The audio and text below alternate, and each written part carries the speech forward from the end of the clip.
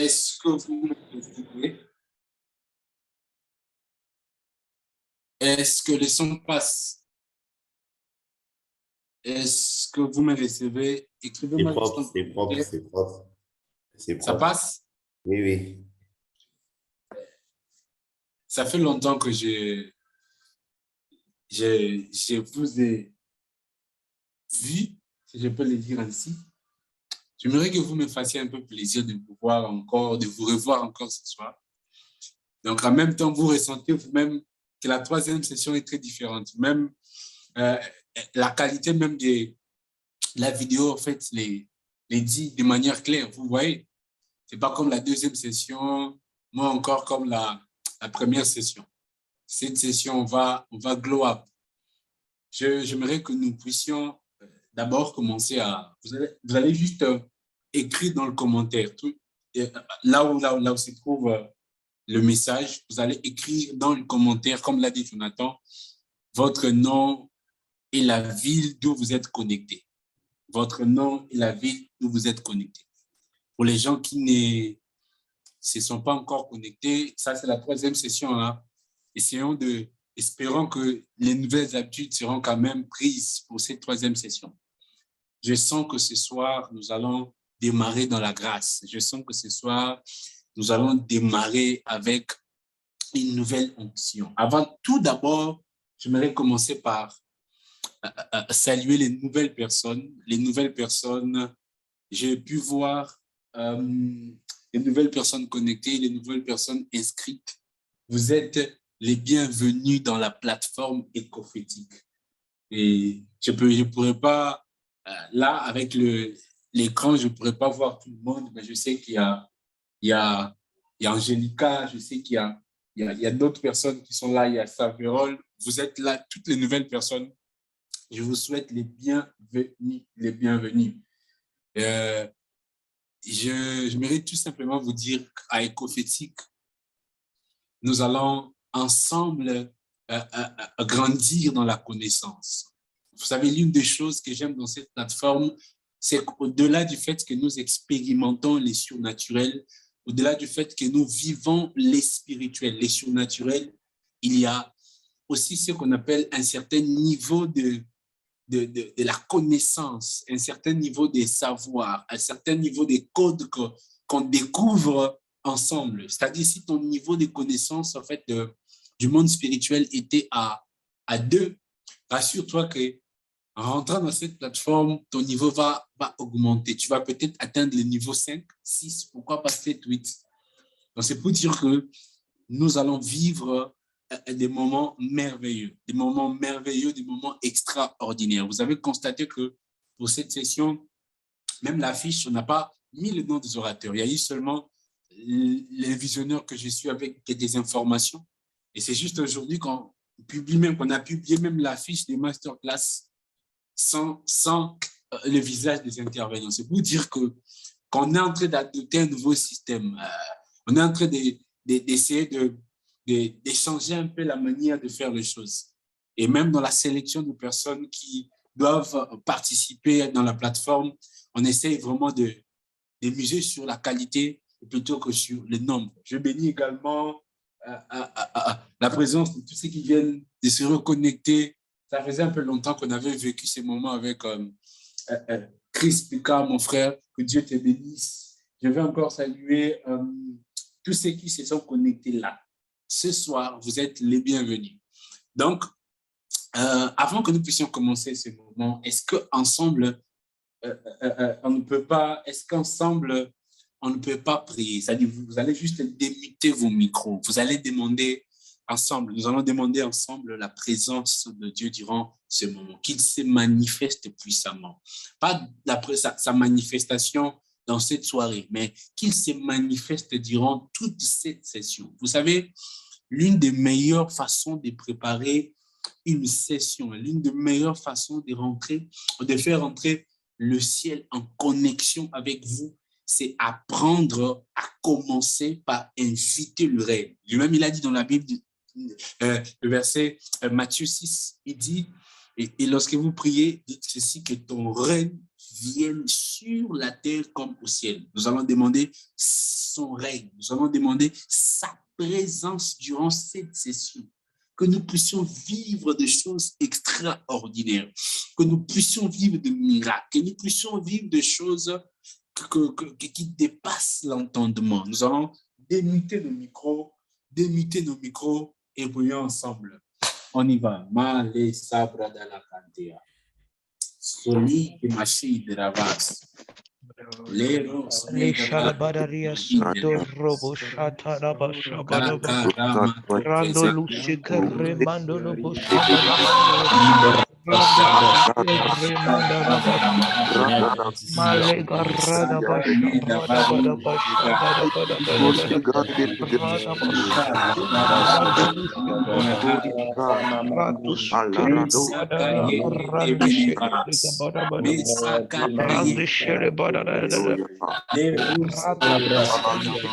Rando shikara basso tolo busha baraba. Legedi sharabara rando shikara reneba. Usha rande shikara basha tolo rande sutelize karanda shabara. Alabada rando shikara bara rando shikelize rando shalabara riasu tolo ale karando shikeli ali karando shikeli karande shala bradia rando shabara bara shabrande lize malika rando shatalize brandeli shatalo de brosha rande shikeli de rusha baba Encore en ce soir, nous te confions, Père de gloire, oh, cette troisième session. Nous te prions, oh Seigneur, que tu sois l'alpha et l'oméga et que tu sois Emmanuel durant tout le long. Voilà pourquoi nous t'invitons encore en ce soir. Que tu sois l'alpha,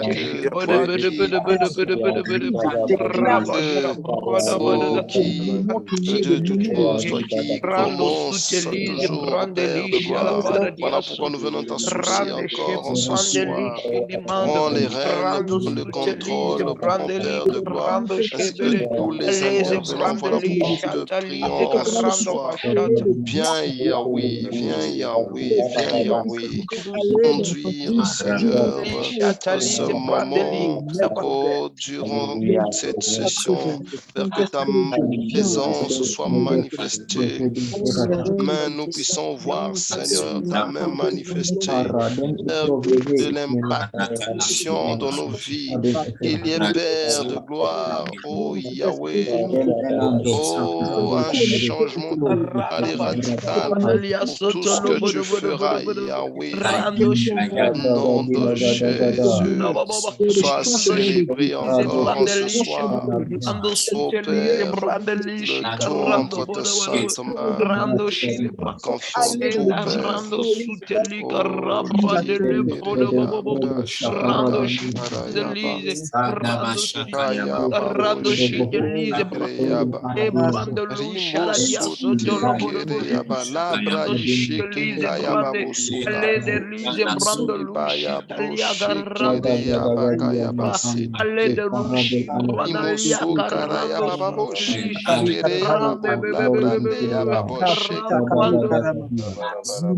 Ranka yabo sokre yababa, riyaba shanda yababo sokara yaba, ayabo sekere yaba, lekere yabra yeshekere yaba, robo sekere.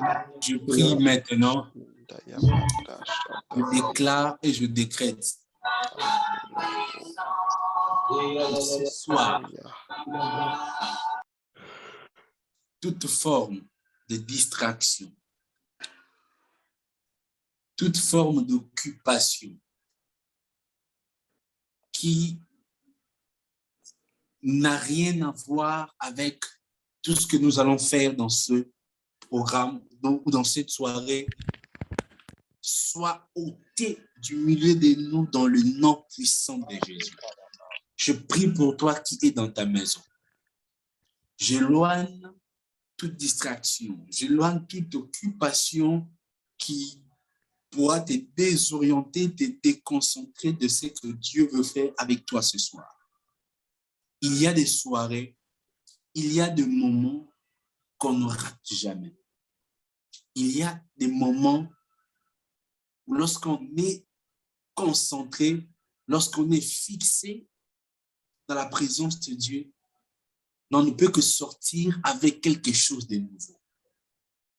Il a fallu que Jacob, cette nuit-là, soit concentré, totalement fixé. La Bible même dit qu'il resta seul. C'est-à-dire, il n'y avait plus une autre chose qui pouvait le déconcentrer. C'est-à-dire, il avait fixé son intention, son esprit, son corps, son âme à la personne qui était devant lui.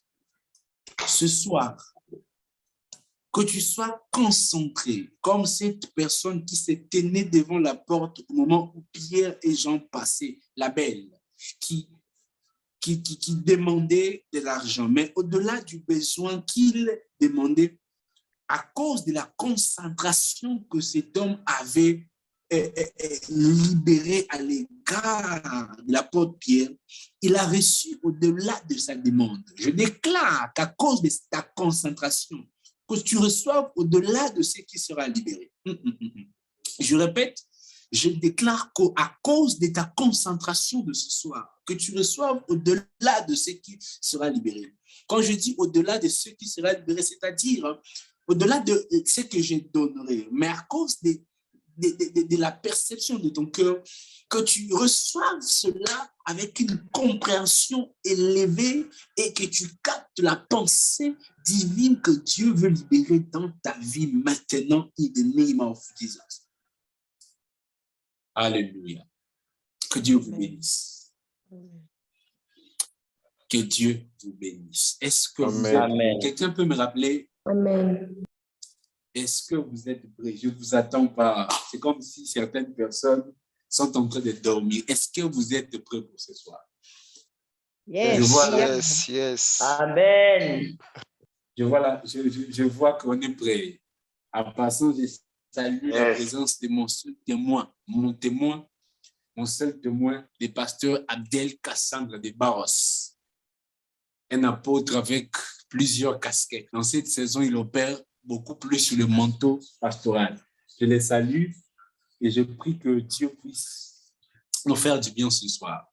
Qui peut me rappeler le thème de cette soirée? Qui peut me rappeler rapidement le thème de cette soirée? Qui peut me rappeler rapidement le thème de cette soirée?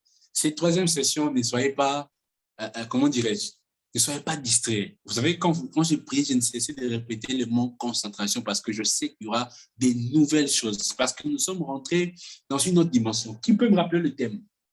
Qui peut me rappeler le thème de cette soirée? Le thème, tout simplement. J'ai juste besoin de connaître le thème. Qui peut me rappeler le thème? Qui peut me rappeler le thème? Et en fait, vous savez quoi, il y a des gens qui, même dans le groupe, ne lisent même pas les messages que Fabrice et Jonathan mettent. C'est-à-dire, quand on met le message, ils s'en foutent même. Ils savent déjà que non, je vais me connecter le dimanche. Et l'habitude de lire le message. Là, certains sont en train de rentrer dans le groupe pour voir l'affiche. Ayez l'habitude de lire le message et de commenter et le message qu'on met dans le groupe. Ayez l'habitude de préparer déjà le dimanche durant la semaine. Qui peut me rappeler le thème? Je ne sais pas si ce n'est pas moi qui vois le commentaire, mais je ne vois personne. Le thème de cette session, le thème de toute la session, parce qu'aujourd'hui, on ouvre en fait. Du coup, il faut poser les fondements sur le thème général, le thème global de la session, avant de rentrer dans le sous-thème de la session. C'est pourquoi j'aimerais que vous puissiez me rappeler le thème de cette session. Parce que ce thème plutôt est très, très, très prophétique. Ce thème, Clarisse dit le prophétique face aux défis de la société actuelle. Clarisse nous a dit que le thème de cette session, c'est le prophétique face aux défis de la société actuelle. Est-ce qu'il y a des gens qui sont pour ce que Clarisse vient de dire? Jacques-Marie donne la même réponse. 2 personnes. Vous savez, les témoignages de 2 personnes, c'est déjà, comment dirais-je, c'est plus crédible que le témoignage d'une personne. Oui, Angélica affirme. Donc, exactement, c'est la bonne réponse. Clarisse, Jacques-Marie et Angélica, c'est la bonne réponse. Le prophétique face aux défis de la société actuelle. Vous allez vous poser la question, pourquoi ce thème? Pourquoi parler du prophétique face aux défis de la société actuelle? Nous avons eu à toucher des thématiques telles que, comment dirais-je, la doctrine, la vision prophétique. Nous avons eu à toucher des thématiques qui avaient beaucoup plus un attrait avec le don, le ministère prophétique, le monde des esprits, toutes ces choses-là. Mais pourquoi aujourd'hui, pourquoi dans cette troisième session, on touche en fait une thématique qui inclut la société? Pourquoi? Est-ce que c'est toujours école prophétique ou ça devient quelque chose d'autre? C'est là même que vous allez comprendre que nous sommes en train de monter dans la connaissance. Vous savez, la Bible dit une chose, c'est que l'apôtre Jean est en train de dire dans le livre de 1 Jean chapitre 2, le verset 27, il dit que l'onction vous enseigne toutes choses. Vous savez, lorsque vous recevez oui, l'onction ici, dans l'onction que l'apôtre Jean est en train de parler ici, c'est une onction globale. Il parle de l'onction pas seulement en termes d'une portion de grâce que l'on puisse recevoir, mais de la présence du Saint-Esprit qui amène la capacité divine dans la vie d'une personne. C'est de cette onction-là dont il parle ici. Maintenant, nous pouvons toutefois, disons, soutirer les différents compartiments de l'onction dans ce verset pour dire que l'onction prophétique aussi, lorsqu'elle tombe sur quelqu'un, l'onction prophétique enseigne. Et j'aime même dans ce même verset, il dit que vous devez demeurer attaché à ces enseignements. Quel enseignement? Cet enseignement que nous recevons de la part de cet esprit qui est en nous, de cette onction, de cette grâce, de cette portion de grâce qui habite en nous. Ce qui veut dire que le prophétique, au-delà d'être un ensemble de canons qui nous permettent de rentrer en connexion avec les mondes, disons, invisibles, ou de connaître les langages du monde spirituel, il est également une plateforme de la connaissance des principes divins. Est-ce que je suis en train de me faire comprendre? Je disais, il est également une plateforme de la connaissance des principes divins. Et c'est pourquoi cette plateforme de la connaissance des principes divins nous permet en fait d'activer certaines connaissances qui nous seront utiles dans ce monde physique. Et lorsque tu portes cette onction, lorsque tu portes cette grâce en toi, elle active en toi des choses. Donc, c'est pourquoi vous allez constater que nous avions commencé par tout ce qui est le don, les parler à langue, tous ces thèmes-là. Et là, nous évoluons, nous rentrons dans une autre dimension, dans une autre facette, dans un couloir qui est beaucoup plus complexe que les autres. Le prophétique face aux défis de ma génération. Donc, c'est pourquoi, durant cette session, nous allons quitter la dimension, en fait, du prophétique qui est seulement limitée à la parole de connaissance, les parler à langue, la prophétie, mais nous allons rentrer dans une autre dimension. C'est-à-dire, cette dimension-là, nous allons continuer à en parler, à les expérimenter, mais au-delà de ça, nous allons également toucher les autres dimensions, c'est-à-dire les différentes portions qu'accompagnent le prophétique en général. C'est pourquoi nous allons prendre nos Bibles. Est-ce que les lecteurs sont là? Et la première personne, nous allons commencer à lire au fur et à mesure que nous allons évoluer. Je n'aimerais pas lire tous les textes directement comme je fais d'habitude. Ce soir, je sens un peu de méthode. La première personne ou la personne qui va nous aider à introduire le message va nous lire Genèse chapitre 41, le verset 12 au verset 14. Genèse chapitre 41, le verset 12 au verset 14. Est-ce que vous êtes là? Est-ce que quelqu'un est connecté ce soir?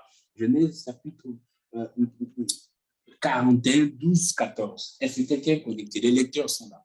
J'aimerais un peu Genèse chapitre 41, verset 12 à 14 nous dit, ouais. Il y avait là avec nous un jeune hébreu, esclave du chef des gardes. Nous lui racontâmes nos songes et il nous les expliqua. Les choses sont arrivées selon l'explication qu'il nous avait donnée. Pharaon me rétablit dans ma charge et il fit pendre le chef des panetiers. Pharaon fit appeler Joseph, On le fit sortir en hâte de prison. Il se rasa, changea de vêtements et se rendit vers Pharaon.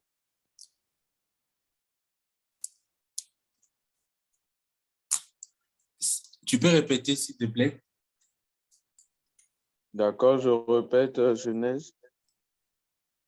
On nous dit, il y avait là avec nous un jeune hébreu, esclave du chef des gardes. Nous lui racontâmes nos songes et il nous les expliqua.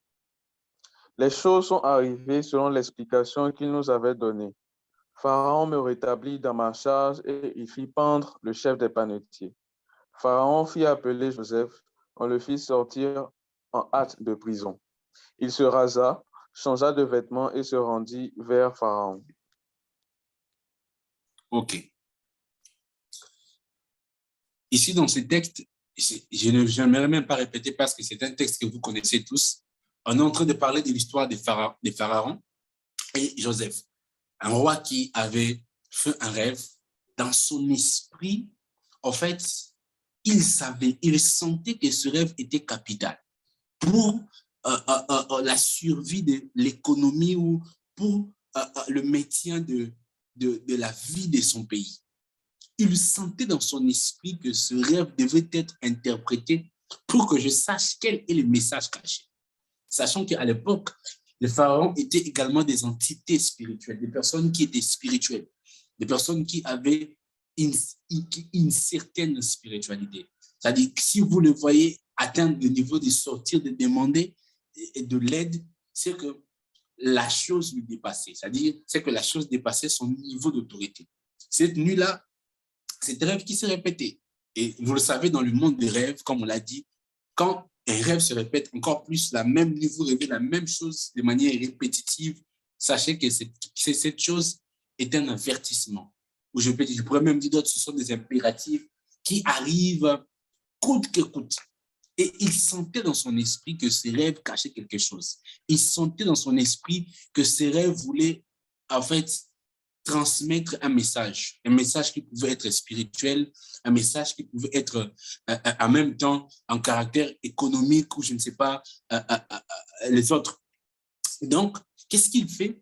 Il sort pour demander à ses magiciens, à ses astrologues, ces personnes qui étaient spirituelles, qui étaient tout autour de lui, ces personnes qui essayaient de répondre à certains besoins, à certaines questions spirituelles.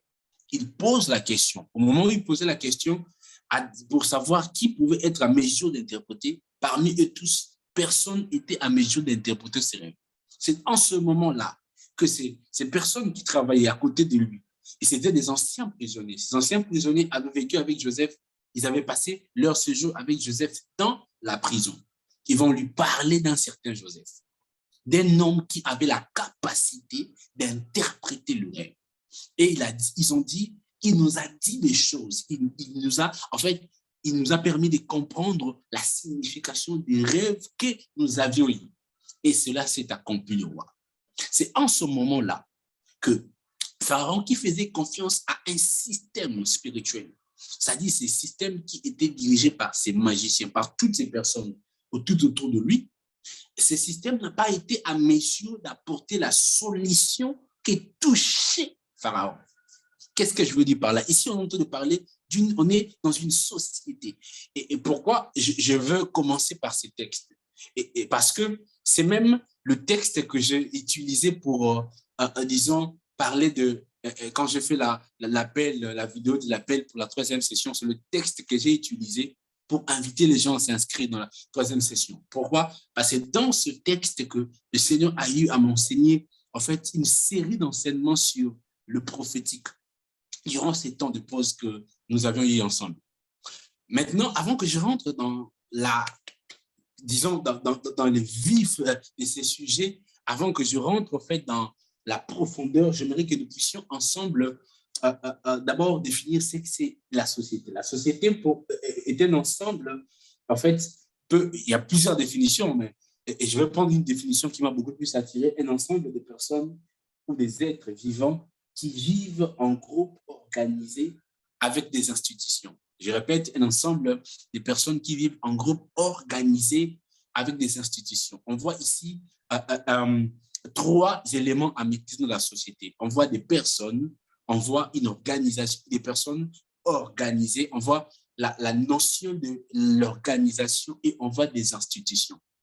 C'est-à-dire une société peut être perçue comme,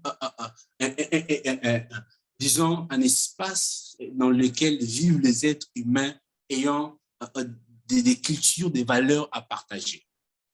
Ici, dans ce texte de Genèse chapitre 41, nous comprenons qu'on parle d'une société antique, d'une société de l'époque, la société égyptienne.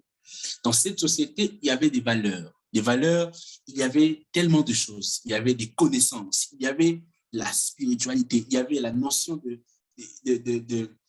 l'éducation, il y avait la notion de la culture. C'était une société, je dirais, à l'époque, développée, une société émancipée, une société qui avait tellement de choses à donner au monde. À l'époque, là même, c'était la première puissance mondiale. Ils étaient premiers dans tout ce qui est littérature, premiers dans tout ce qui est, je dirais, armement, tout ce qui est guerre, premier dans l'éducation, premier dans la science, premier dans l'architecture. Dans tous les domaines, l'Égypte antique dominait le monde. Il marchait sur le monde entier. Raison pour laquelle vous allez voir même que dans leur pays, ils avaient beaucoup d'esclaves venant de plusieurs contrées. Et ici, nous sommes dans un pays, dans un gouvernement le plus puissant du monde, une société puissante, une société qui était remplie des valeurs. Dans cette société, il y avait, au-delà de toutes ces choses, une histoire qui était rattachée à la mythologie, des divinités, des êtres mystiques, une société où il y avait des bonnes tout comme des mauvaises valeurs. Mais on va voir comment est-ce que les mauvaises valeurs prônaient à cause de la culture polythéiste qu'avait la société égyptienne. Maintenant, après avoir décrit cette société, de l'autre côté, nous allons voir dans ce texte un homme qui quittait une autre société, la société de Joseph, je dirais, l'Israël était une nation qui avait d'autres valeurs parce qu'ils avaient fait une alliance avec un Dieu. Les valeurs qu'il y avait dans la nation, dans la terre de Joseph, étaient totalement différentes en fait des valeurs qu'il y avait dans cette terre égyptienne. Mais une chose, c'est que cet homme Joseph était dans une alliance qui était purement spirituelle. Il était connecté à un esprit élevé. Si nous reculons un peu en arrière, nous allons voir la vie de ce Joseph était une vie miraculeuse. Un homme qui vivait avec son père lui avait cousu un manteau multicolore, il avait la capacité de rêver et lorsqu'il rêvait, ces choses s'accomplissaient. Il a eu à faire ce rêve mystique sur les étoiles et sur les gerbes. Son père a interprété une rêve sous forme de domination. Et la manière même dont son père le traitait a créé une jalousie. On constate en fait quelqu'un qui portait en lui la promesse.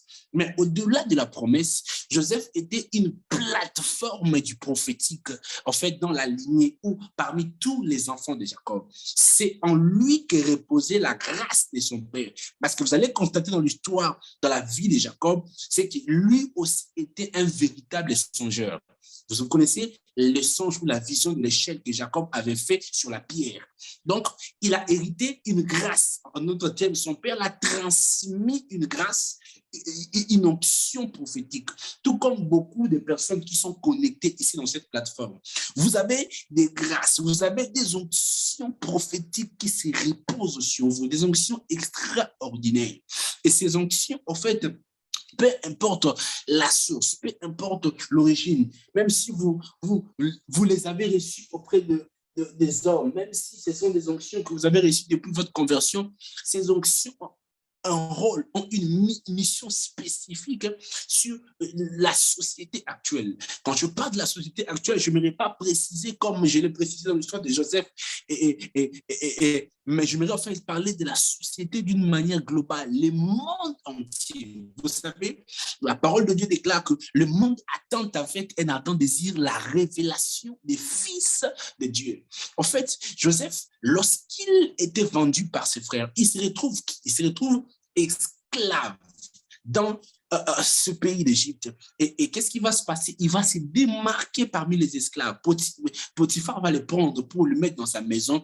Et dans la maison de Potiphar, quelque chose va se passer. La femme de Potiphar va faire tout ce que vous connaissez dans cette histoire. Et après cela, il se retrouvera en prison. dans la prison là-bas, il se démarque encore, on l'amène dans une prison, en fait, disons, de haute classe, avec des prisonniers du roi. C'est là qu'il va trouver un moyen de sortir en interprétant le rêve de ces personnes qui étaient là. Et qu'est-ce qui va se passer? Il va être localisé, comme ce texte est en train de le dire, pour aller interpréter ce songe, en fait, face à un homme qui était considéré comme Dieu. Ce roi Pharaon était considéré comme des dieux, et devant les magiciens qui se croyaient au-dessus de toute spiritualité. En fait, ce qu'il fait, c'est qu'il rentre, il leur démontre que l'esprit qu'il avait était hautement élevé, qu'il n'y avait pas de limites qui pouvaient se manifester à son égard. Et le roi voit cela, dit que je vais chercher une solution. C'est là que le roi va également, il va se proposer, il va dire, il faut mettre un homme à la tête du pays qui va assurer l'économie de ce pays durant ces 7 ans. C'est là que le roi va décider de le prendre pour le mettre à la tête de ce pays. Il a quitté d'un homme vendu en esclave pour devenir deuxième personnalité de ce pays après le pharaon. Désolé. Pour devenir deuxième personnalité après le pharaon. En fait, voyez son parcours. Pourquoi nous avons fait ce long chemin? C'est pour nous faire comprendre, en fait, cette dimension, cette facette du prophétique que je vais enseigner ce soir. Donc,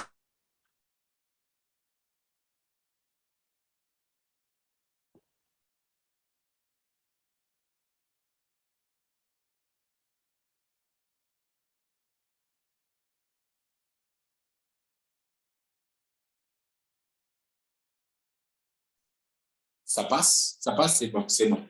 En fait, c'est pour nous enseigner cette facette du prophétique que je vais enseigner ce soir. En fait, lorsqu'il était dans la maison de son père, il voyait, mais il venait auprès de son père, ok, pour demander l'explication. Maintenant, lorsqu'il quitte la maison de son père, il part en Égypte. Jacob n'était pas là. Maintenant, comment est-ce qu'il avait,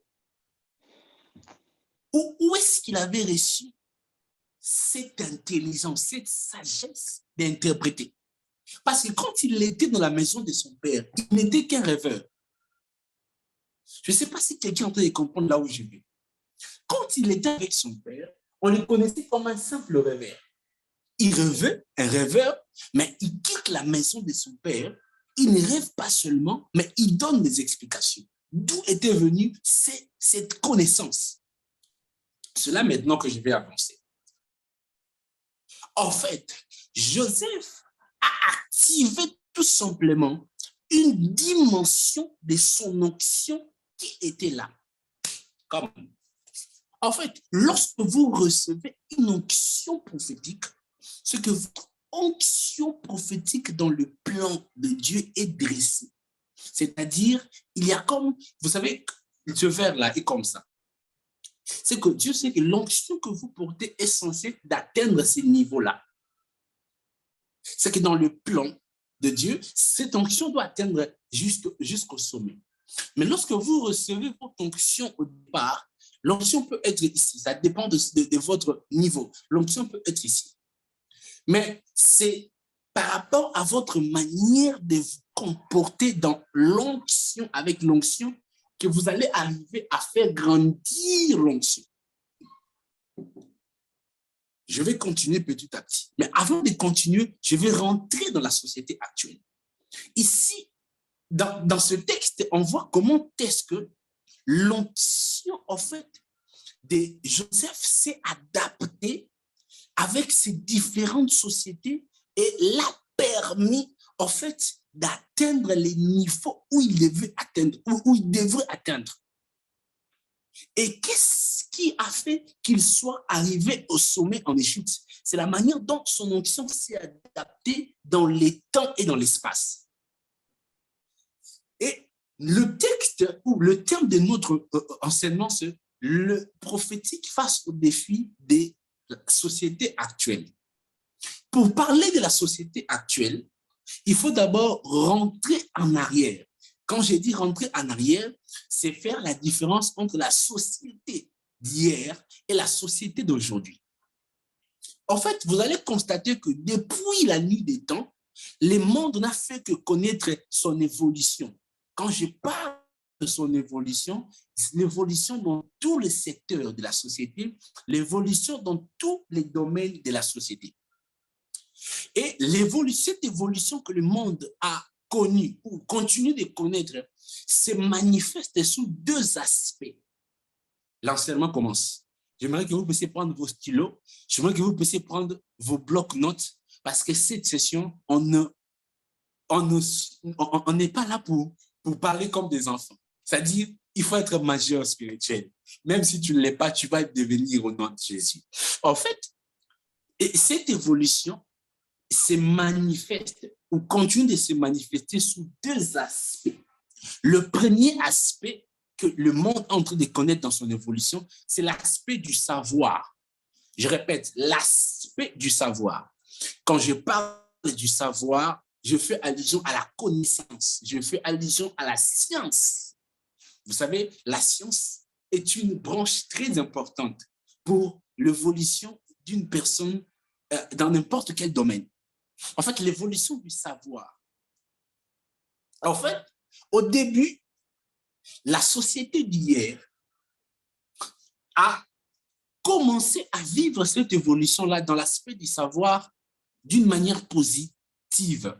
Quand je dis d'une manière positive, dans l'aspect du savoir que le monde a connu et continue de connaître, il y a deux facettes. Il y a le savoir constructif et le savoir destructif. Le savoir constructif, c'est ce savoir d'hier, c'est-à-dire les premières personnes qui ont commencé à se battre pour découvrir le feu, pour découvrir tout ce que vous connaissez, le moyen de transport, découvrir, fabriquer des voitures pour faciliter les moyens de déplacement pour les humains, découvrir toutes ces choses que l'homme a eu à découvrir dans la nuit des temps. Ces choses ont servi à l'humanité de vivre une vie meilleure que dans les temps. Vous allez voir, lors de la découverte de tout ce qui est l'électricité, ça a facilité à la société actuelle de vivre dans des conditions qui sont meilleures.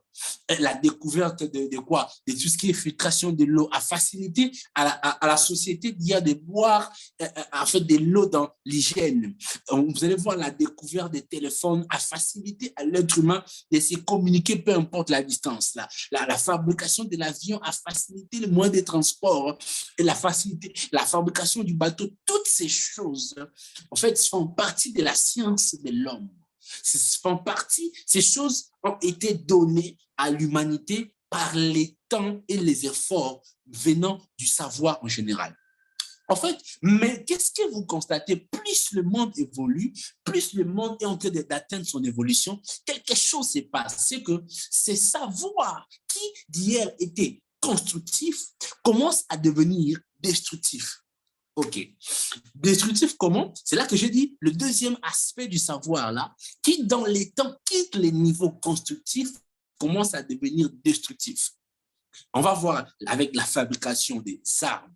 Comment est-ce que certains ont commencé à trouver un moyen pour dompter les autres peuples. Vous voyez, un peuple devient plus puissant que les autres, vont envahir. C'est raison pour laquelle vous allez voir dans les temps, il y a eu ce qu'on appelle l'esclavage, parce que ces peuples qui possédaient des armes les plus puissantes de l'humanité sont descendus en fait dans des territoires sous-développés pour en fait s'accaparer de leurs richesses, pour les dompter, pour commencer à les faire souffrir.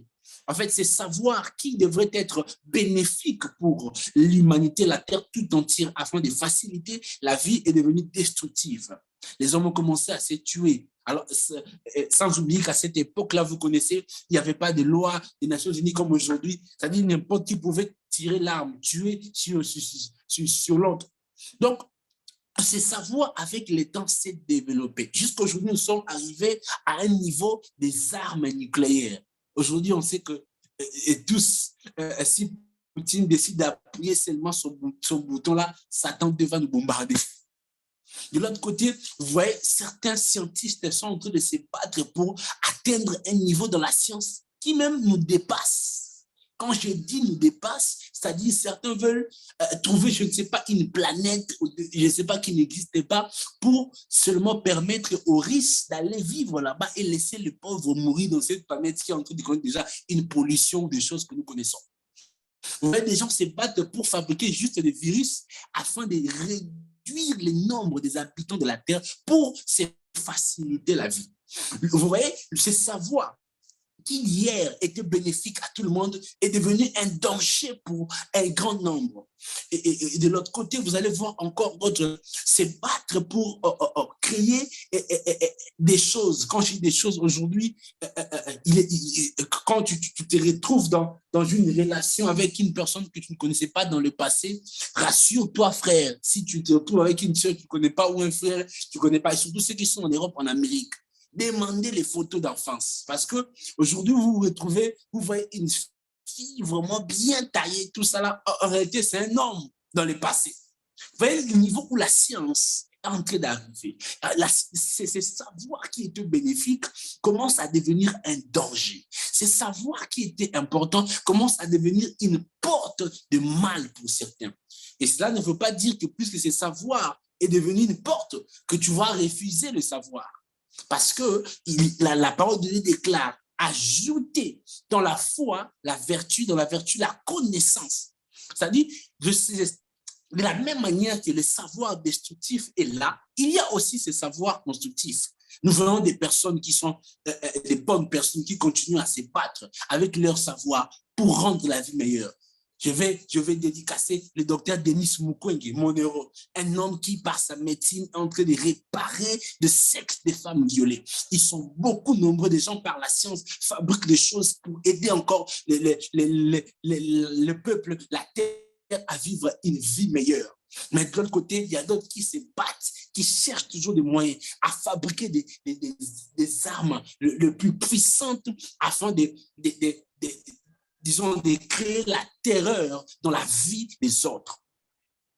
Je dis ces premiers éléments, ces premiers aspects du savoir qui, dans le temps, a quitté, petit à petit le niveau, je dirais, le niveau des savoirs constructifs pour atteindre ce niveau de savoir destructif. Bien que les deux sont là, mais il y a un qui est en train de pouvoir vivre, connaître une prééminence. Regardons aujourd'hui avec iPhone, je ne sais pas, 13 Pro Max. Comment est-ce qu'on se joue de nous?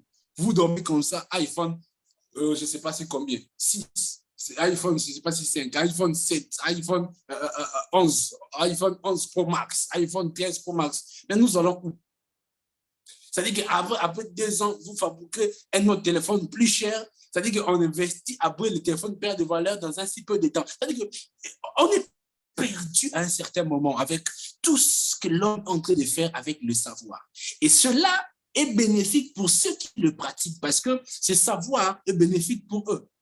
Ça ne veut pas dire que tu ne dois pas acheter un bon téléphone pour te connecter, activer une bonne vidéo comme moi je le fais maintenant. Non, c'est juste un exemple que j'utilise pour dire comment est-ce que la science à un moment peut être bénéfique et ce savoir est bénéfique pour certains et devient un désavantage pour d'autres. Regardons aujourd'hui avec les réseaux sociaux qui aujourd'hui est devenu disons des instruments de destruction que le diable utilise pour détruire des familles, pour détruire des vies, pour détruire des couples, pour détruire des ministères.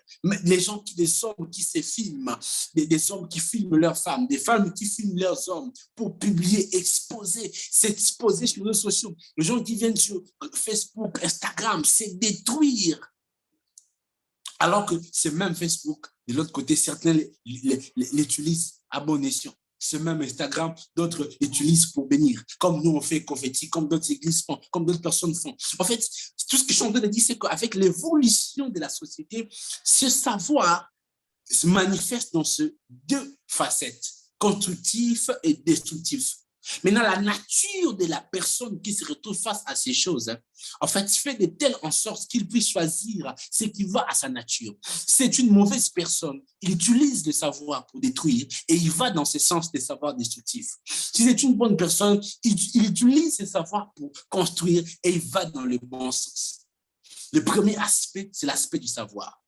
Le deuxième aspect que le monde a connu et continue de connaître avec l'évolution de la science, c'est l'aspect des droits.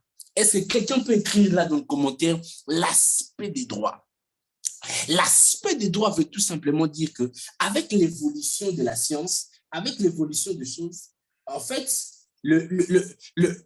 lorsque nous rentrons dans le passé, vous savez qu'il n'y avait pas beaucoup de droits, des lois que nous avons aujourd'hui. Exemple, je dirais le droit même de la liberté. Vous connaissez, l'esclavage a été en Afrique jusqu'à ce que le monde puisse se développer, que cette mentalité puisse quitter, que nous puissions connaître des indépendances, bien que c'est juste quelque chose qui est là écrite, c'est une formalité. En réalité, on n'est pas indépendant, mais d'une manière, en fait, même écrite, on constate que la mentalité de l'homme a évolué par rapport aux droits. C'est-à-dire, ils ont compris que ces hommes sont des êtres humains. Ils ont droit à la liberté. Ils ont droit de vivre leur vie comme ils veulent. C'est-à-dire, les droits, ces droits des hommes ont commencé à évoluer. Quand je parle de droits, je fais allusion aux besoins. C'est-à-dire à ce que l'autre est censé de vivre, à ce que l'autre est censé de bénéficier sur cette planète. Nous avons vu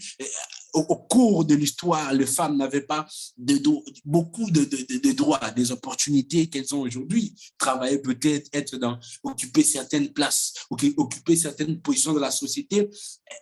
Elles n'avaient pas toutes ces choses parce que la mentalité des hommes de l'époque n'était pas assez développée. Mais avec l'évolution des temps, ces droits-là ont évolué. Et de même que du côté du savoir, il y a deux facettes des savoirs. Du côté des droits aussi, avec l'évolution en fait de la société, ces savoirs aussi sont manifestés sous deux facettes. Et ces droits aussi se sont manifestés sous deux facettes. Le droit constructif, tout comme le droit destructif. Les droits constructifs, c'est les droits que j'ai énumérés. C'est-à-dire le droit à l'indépendance, le droit à la parité, l'homme et la femme, le droit à la scolarité, toutes ces choses que vous connaissez ont servi à ce qu'une société soit beaucoup plus émancipée. Aujourd'hui, hier, certaines femmes étaient privées de faire certaines choses alors qu'elles en avaient la possibilité, la capacité de réaliser des prouesses autant que les hommes le faisaient. Et aujourd'hui, à cause de l'évolution de mentalité par l'acceptation des droits de l'autre, ça a facilité la vie et ça a permis à tout le monde, peu importe le sexe, de vivre une vie égale. Mais d'autre part, avec l'évolution et dans les temps, et surtout de nos jours, le droit destructif commence à prôner.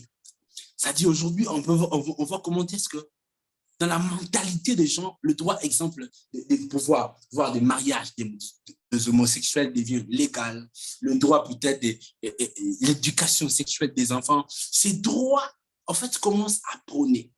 Et la société, avec son évolution, veut à tout prix, en fait, imposer à tout être humain de percevoir cela comme étant un fait naturel divin, que même des personnes qui sont contre ces mauvaises valeurs ne sont plus à mesure de crier haut en public que c'est mauvais, parce que la majorité de personnes, la majorité de ces hommes élevés sont en train de se battre pour que tous ces mouvements-là puissent devenir en fait des mouvements, je dirais légaux, des personnes qui auront le droit de pratiquer, de vivre cette vie. Sachant que ces choses, ce côté en fait de droit destructif est devenu un véritable instrument pour les mondes invisibles. C'est-à-dire, pour le diable de son côté, nous allons renchérir la terre de ces mauvaises lois afin de pousser ces êtres humains à tomber dans des pratiques qui vont déshonorer Dieu afin de provoquer sa colère. Et vous vous retrouvez aujourd'hui même de voir dans des sociétés où une femme, pour bénéficier d'un travail, on doit lui demander son corps. Les hommes même, je dirais, je parlais avec l'un de mes fils qui était parti demander du boulot, il avait le profil qu'il fallait. Parmi même tous ceux qui avaient le profil, c'est lui qui avait le profil qui était beaucoup plus adapté à avoir le poste. Mais la personne lui dit, je veux d'une femme. Pourquoi? Parce que cette personne derrière avait des idées calées. Même la dame qui était secrétaire dit, mais c'est le profil que tu as besoin pour ce que tu fais. C'est ce que tu as toujours cherché. Juste parce qu'une femme avait postulé et qu'il avait aimé cette femme-là, il dit, je veux cette femme-là. Vous voyez comment est-ce que la société avec ce droit est en train d'aller dans un déséquilibre. Aujourd'hui, vous voyez, à l'époque, quand on était enfant, on voyait des gens qu'on appelait homosexuels, les PD, tout cela, c'est caché. Aujourd'hui, ils sont sur les réseaux sociaux, ils ont des communautés LGBT, ils militent pour leurs droits et aucun homme politique peut se lever et dire je suis contre toi, je suis contre votre contre vos réclamations. Parce que s'ils osent le faire, ils seront touchés, attaqués, parce que le monde aujourd'hui est en train de concevoir ça comme quelque chose de normal. Où va le monde? Vous allez constater dans toutes les séries, il y a des séries que j'ai arrêté de regarder dès que je découvre qu'eux aussi, ils sont financés par ces communautés LGBT. Ils sont rentrés même dans la cinématographie. Ils financent des séries. Vous allez mettre un couple qui sera gay, un couple homosexuel, ou peut-être un couple triangle, ou une relation où il y a 3 personnes, c'est-à-dire 2 femmes avec un homme, ou un homme avec 2 femmes. On appelle ça relation triangle. Vous comprenez où sont parties les vraies valeurs? Et quand les gens vont dire que ce n'est pas normal, la réponse c'est quoi? C'est leur droit. Ils ont droit. Vous savez, lorsque tout droit qui atteint le niveau de ce qu'on appelle de la liberté absolue nous amène toujours à ces libertinages qui créent des abominations. Et c'est ce que cette société est en train de connaître. Et maintenant, après avoir décrit l'évolution de cette société, vous comprenez maintenant face à quel type de société que le prophétique doit accomplir ce défi ou fait face. C'est pourquoi, ayant reçu cette pensée venant de la part du Saint-Esprit quand j'étais dans la préparation, il me dit que c'est face à cette société que vous devez élever votre niveau prophétique. En fait, et c'est pourquoi on a dit le prophétique face aux défis de la société actuelle. C'est quoi les défis de la société actuelle? Pour comprendre d'abord ce prophétique-là, ce défi-là, c'est quoi? Se revenir à l'équilibre. Quand je dis l'équilibre, c'est quoi? Remettre en place le droit qui sont plus ou moins des droits normaux et également les savoirs pour permettre à l'humanité tout entière de vivre une vie parfaite et de rentrer en harmonie avec la nature. Ça, je sens que je vais toucher ça l'autre soirée. Quand je parlerai de qu'est-ce qui arrive lorsqu'il y a des équilibres entre les hommes qui vivent sur Terre et le Créateur qui a créé la Terre tout entière. Quelles sont les choses qui se passent comme inconvénients? J'en parlerai lors de la prochaine session. Mais ce soir, on est en train d'introduire en fait cette thématique. Et ce défi, c'est quoi? C'est remettre cet équilibre-là. L'équilibre-là, c'est quoi? Du côté du savoir. Permettre à ce que la société soit minée de personnes qui veulent prôner les savoirs constructifs, qui veulent faire des recherches, des inventions pour faciliter la vie et non détruire. Vous savez, si j'ai remonté, si Dieu me permet de remonter dans les temps et de changer les choses, la première des choses que je vais supprimer sont les virus et les arbres. Pour moi, je dis, jusqu'à aujourd'hui, ce sont les inventions les plus bêtes et les plus mauvaises que l'homme a eu à découvrir. Est-ce que quelqu'un est pour que les armes et les virus, ce sont les inventions les plus bêtes? Il y a des virus qui sont naturels. Je parle des virus provoqués, bien sûr. Ce sont les inventions les plus nulles, les plus bêtes que l'homme a eu à découvrir. C'est-à-dire, le défi, c'est quoi? C'est que les prophétiques, c'est que les enfants de Dieu, c'est que l'Église, les chrétiens arrivent à miner la société, à rentrer dans la société afin de créer, oh my God, la sobre de Daias, un équilibre, remettre en place les bonnes valeurs qui émanent de la parole du Créateur pour permettre à l'humanité tout entière de vivre en harmonie entre la terre et le ciel. Shadi Zegafas. Et maintenant, pourquoi je le dis? Parce que nous sommes, l'Église, avec les temps, a connu plusieurs périodes, plusieurs heures spirituelles. Il y a eu l'heure, il y a eu un temps où nous avons connu ce qu'on appelle l'heure du réveil, du début, l'heure où le don s'est manifesté, les grâces, les dons spirituels. Mais là, nous tendons vers une autre heure. C'est plus l'heure des dons spirituels. Je parle en langue, je pousse ça à l'église. Frère, ma soeur, si c'est à ça seulement que tu aspires, c'est ce que tu n'as pas encore compris l'heure à laquelle nous sommes. Nous sommes dans l'heure des prodiges, des miracles, l'heure de la guerre des connaissances, l'heure de la guerre des autorités, l'heure de la guerre des positions, l'heure de la guerre des entités. C'est-à-dire, ici maintenant, nous ne combattons plus pour trouver qui dans le prophétique donne le nom plus que l'autre. C'est plus le prophétique. Nous combattons qui dans le prophétique peut donner toute une généalogie.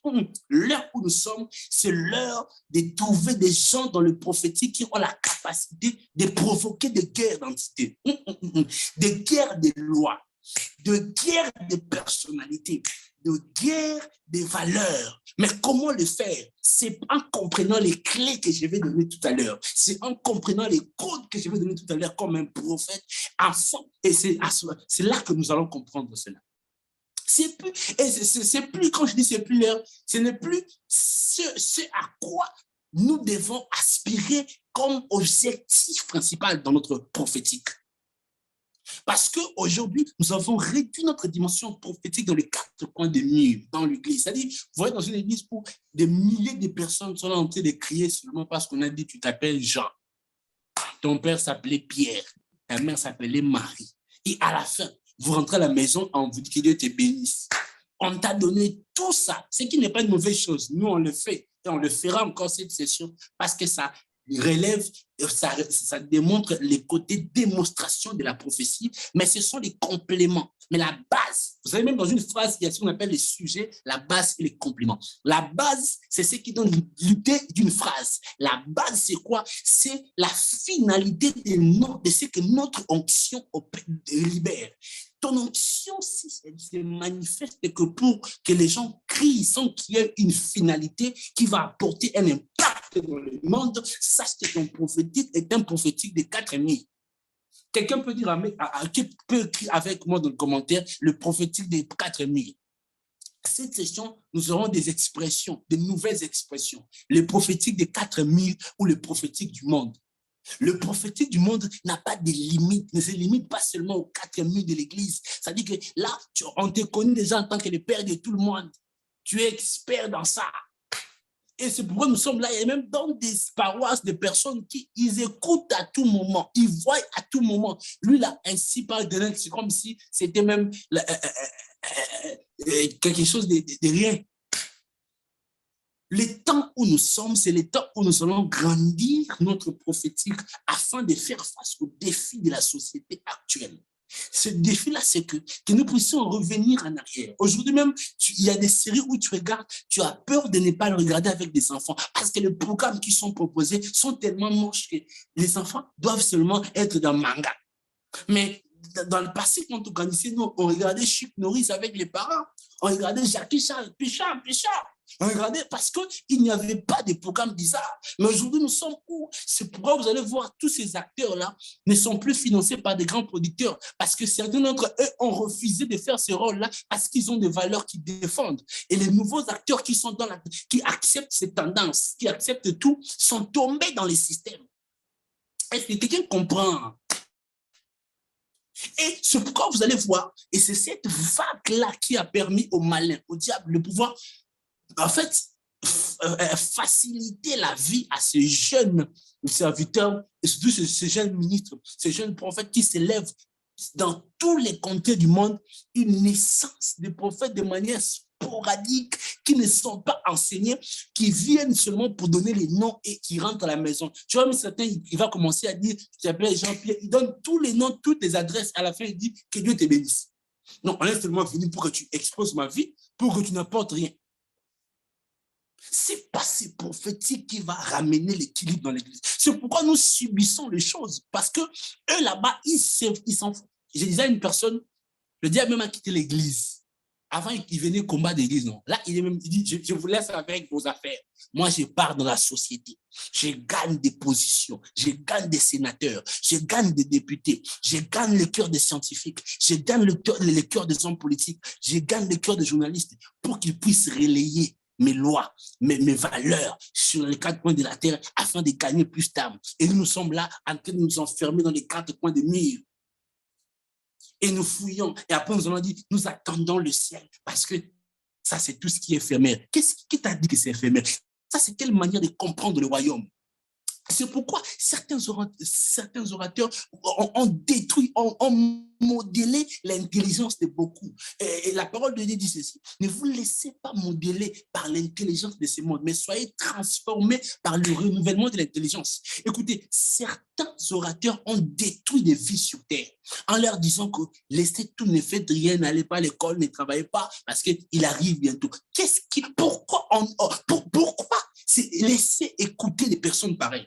Or, sur terre, le royaume commence dès le jour où tu le reçois comme ton Seigneur et ton Sauveur. Le royaume, c'est ramener les reines. C'est ce qu'il a dit pendant qu'il montrait à ses disciples comment prier. Il dit, pour lui demander que son règne vienne sur la terre comme au ciel. C'est-à-dire ramener son règne sur la terre. Que les hommes les louent, que les hommes l'obéissent, que les hommes pratiquent sa parole. Mais pour le faire, ce n'est pas en restant dans nos quatre coins de mur, en vivant un prophétique de je donne un nom, une adresse. Non, c'est au-delà des travaux dans les quatre murs, nous devons sortir, miner la société. Est-ce qu'il y a des personnes qui ont des projets de miner la société là? Aïe, aïe, aïe, aïe, aïe. Masarada. Amen. Madumble de Gavache. Tu as des diplômes, des doctorats, des masters, des licences dans certains domaines. Tu travailles. Je déclare que l'onction de Joseph t'a fait de là où tu es et que tu te démarques in the name of Jesus. Amen. On va te chercher. Comme on avait cherché Joseph, il dit ces projets-là, personne n'arrive à porter les performances qu'il faut. Nous croyons en ton intelligence, à ta capacité. Tu feras l'impossible. Et on dira, mais qu'est-ce qui fait que tu puisses faire des performances pareilles? Tu leur diras, l'esprit que j'ai, my God, la souble de l'esprit que j'ai est un esprit supérieur. Et ils te diront, montre-nous les secrets. Tu leur montreras les secrets. C'est de cette manière qu'on va miner la société. Écoutez, et ils te demanderont comment tu as fait pour trouver cette formule. Comment tu as fait pour trouver ces projets. Tu leur diras, pendant que j'étais dans la présence de mon Créateur, j'ai commencé à rassouler les vases, j'ai commencé à kayani les kassoule kamahid, les komashi et sadaya kaouple de haz, varou les nemhaïs. Quand j'ai commencé à prier, il m'a révélé cela par le prophétique, les projets. Je l'ai vu dans mon esprit. Il dit, comment tu peux voir? Il dit, parce qu'il existe une dimension qui te permet d'activer les sens spirituels. Est-ce que quelqu'un comprend mon message? Est-ce que quelqu'un comprend mon message? Le prophétique face au défi de la société, c'est un prophétique qui ne répond pas seulement aux besoins des églises locaux, mais qui répond aux besoins de la société pour permettre à l'église d'occuper et de miner la société.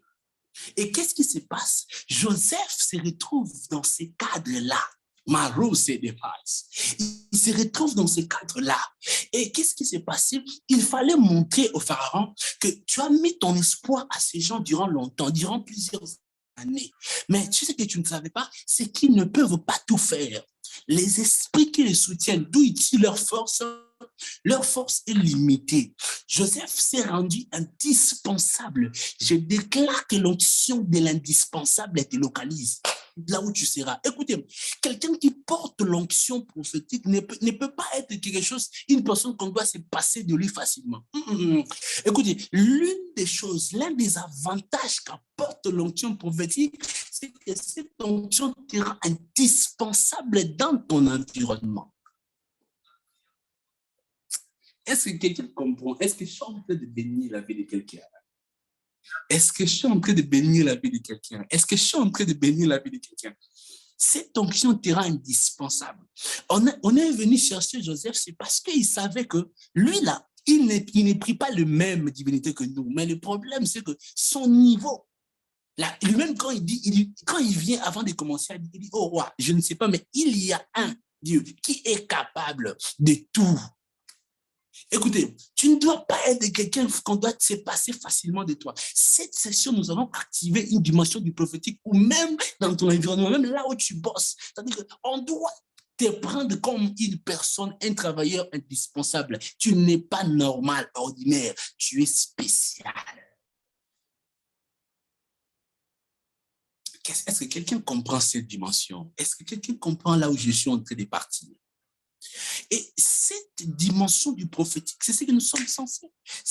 En fait, c'est ce que nous sommes censés révéler au monde. C'est ce que nous sommes censés donner au monde. La dimension de l'indispensable.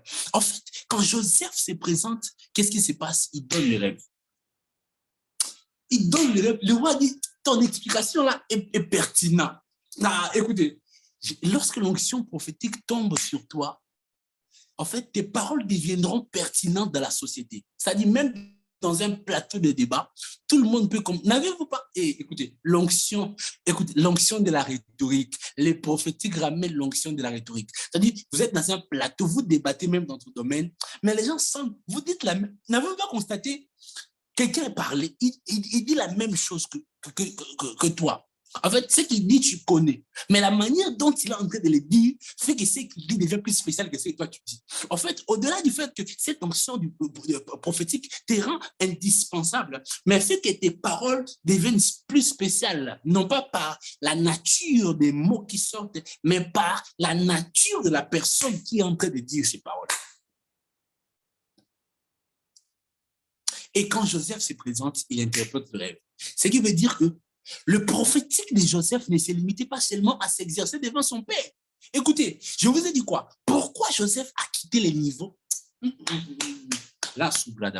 Pourquoi il a quitté les niveaux de donner les rêves à son père, qu'il voyait pour sa vie, des rêves qu'il devait garder lui-même, pour atteindre les niveaux de ne plus donner, mais d'interpréter les rêves des autres? C'est parce qu'il a compris avec la maturité que mon prophétique ne doit pas se limiter à s'exercer, à montrer à ceux qui sont autour de moi que je vois.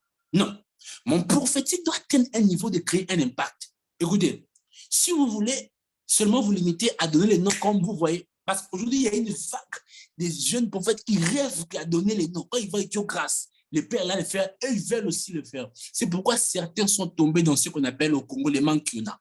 C'est-à-dire quoi? Les mensonges. D'autres, on appelle ça les investigations. Ils vont faire des investigations sur ta vie, sur Facebook. Ils vont trouver dans le monde de vos familles. Et pendant le service, ils vous donnent. D'autres même vont boire. Je connais même des hommes de Dieu que je connais. Que je connaisse. Certains se lavent le visage avec des savons mystiques pour voir.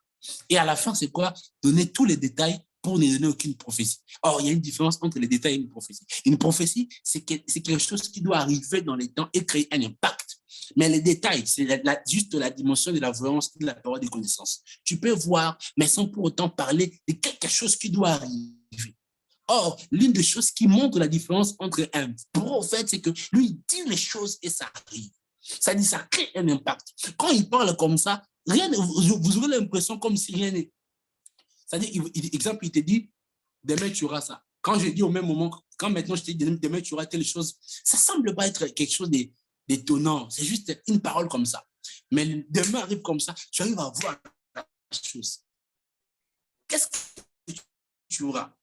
Est-ce que tu auras la même joie que l'étonnement sur place après sa part? Mais une personne qu'on a dit que tu auras 1 million, demain quand il reçoit 1 million, il aura une joie, un témoignage à vie. Et qui, dans cette du prophétique du présent, il est le même hier, aujourd'hui et éternellement. Pourquoi nous on est que dans aujourd'hui et passé? C'est parce que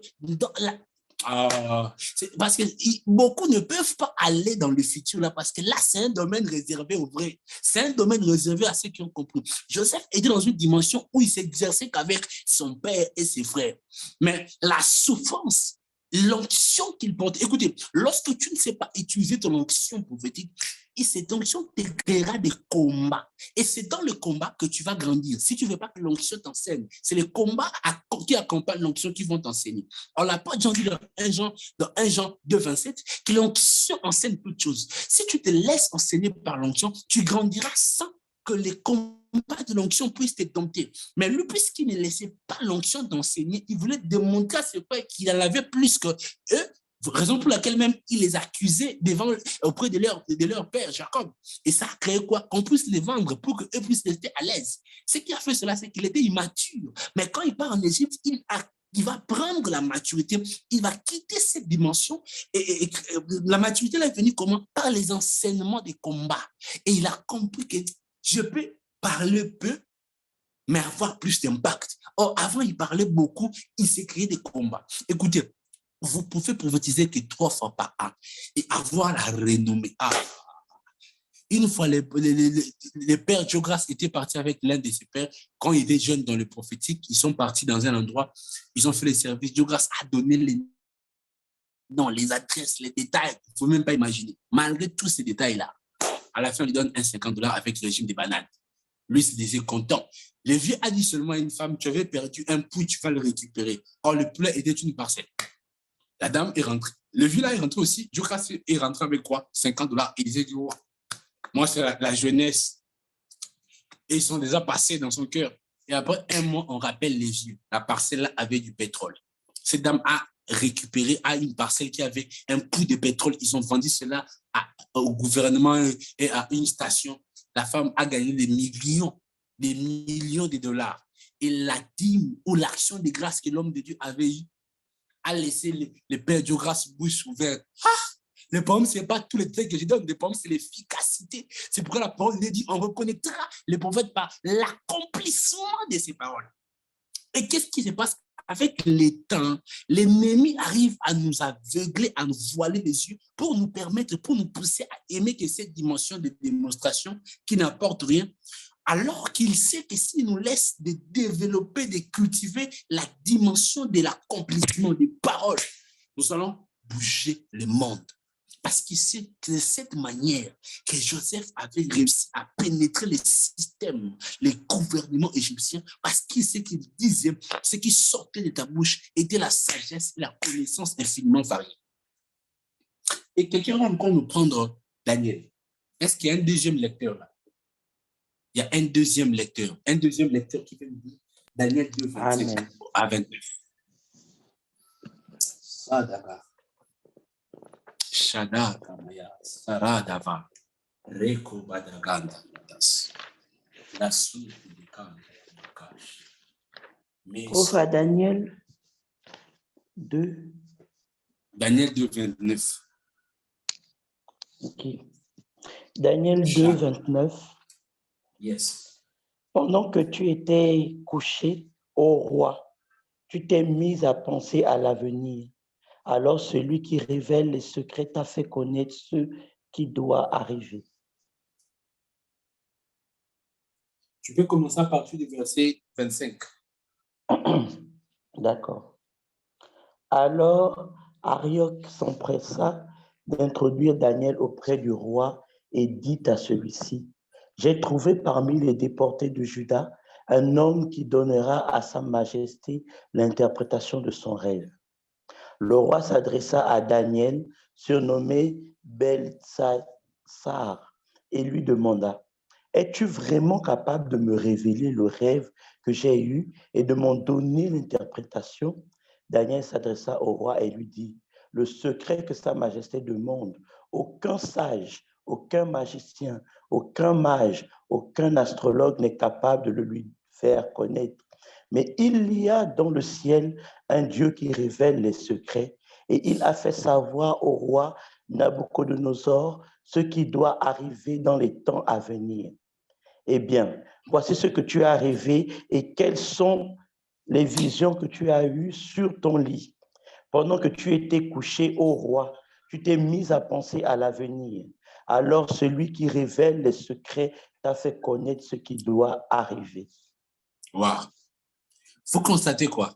Le roi lui-même, ici, c'est différent du roi Pharaon. Le roi Pharaon, en Égypte, lui rêve, il oublie. Alors qu'ici en Babylone, celui-ci rêve. Et le roi, en fait, Pharaon, il rêve, il n'oublie pas le rêve en Égypte. Il garde le rêve.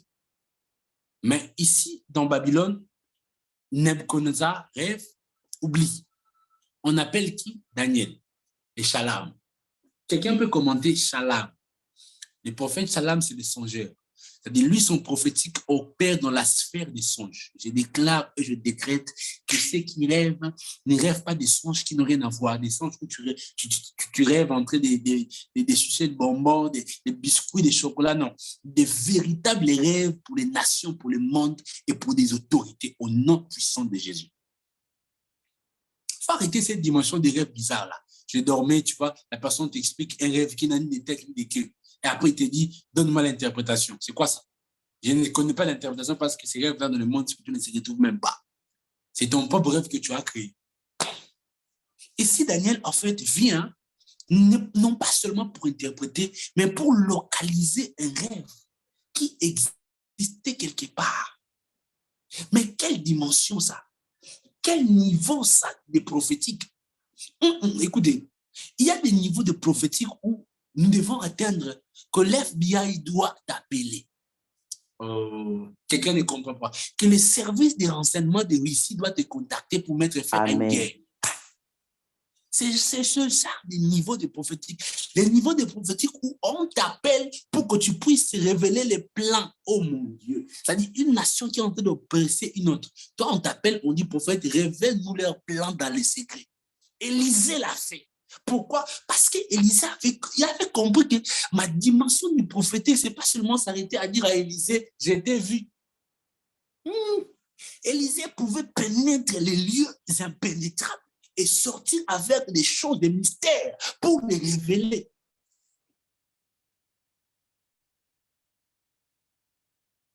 C'est cette dimension. En fait, Daniel avait la capacité de rentrer même dans la tête des gens.